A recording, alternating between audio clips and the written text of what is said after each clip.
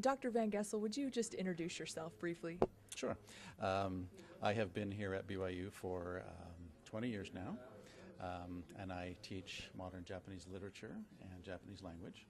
And I have been interested really from the outset since my mission in Japan with the whole issue of how do we communicate the gospel to people like those in Japan who have no Christian background and no Christian heritage.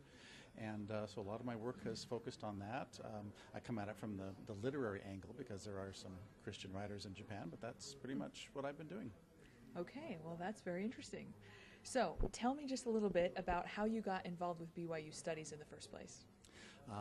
Like just about everything else in my life, I kind of fell into it because I was appointed Dean of the College of Humanities back in the mid-90s. And as it turned out, BYU Studies at that point in time organizationally was assigned to the College of Humanities. So at that point in time, I got to meet Jack Welch and began talking with him about what was going on at BYU Studies, recommending some professors from the college to serve on the board and to serve as editors and the like, and review editors. And we developed a very good association, and ultimately it ended up with me working with Reed Nielsen to co-edit a collection of essays about the church in Japan and the history from 1901 up to 2001, which is when we did a centennial conference of the church in Japan. Mm-hmm.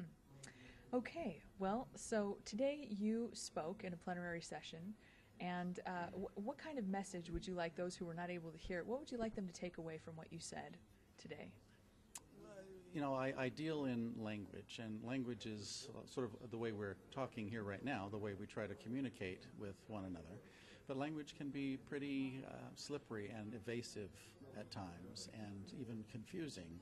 And there are issues over the course of the history of Christianity in Japan of trying to come up with the right words in Japanese that will convey what we are trying to teach them about Jesus Christ, about the atonement, about the restoration of the gospel. And for me, it seems like it's an ongoing challenge. I don't think we have necessarily solved all the issues of how to communicate what we believe to a different culture and in a different language. And so I basically wanted to say that there have been some mistakes made in the past by Christians of all denominations, and we need to keep working on it, using the Spirit to guide us so that the Spirit can speak without us getting too much in the way.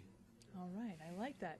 So if you have any fans watching on our blog from Japan, is there anything that you'd like to say to them right now? どうぞよろしくください。生まれてはすみません。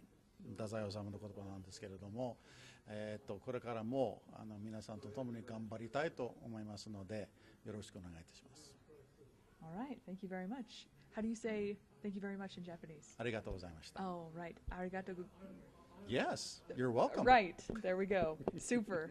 Okay, so one last question for Sure. you. Do you have anything new coming out in BYU Studies in the near future? Well, those of us who were invited to do plenary talks were asked to prepare them in such a way that they might be revised for possible publication. So it'll go through the normal process, and if it passes muster, then there is a possibility that that will appear in BYU Studies, and that would be I would be delighted with that, and it would allow for continued discussion on what I think is a very important topic.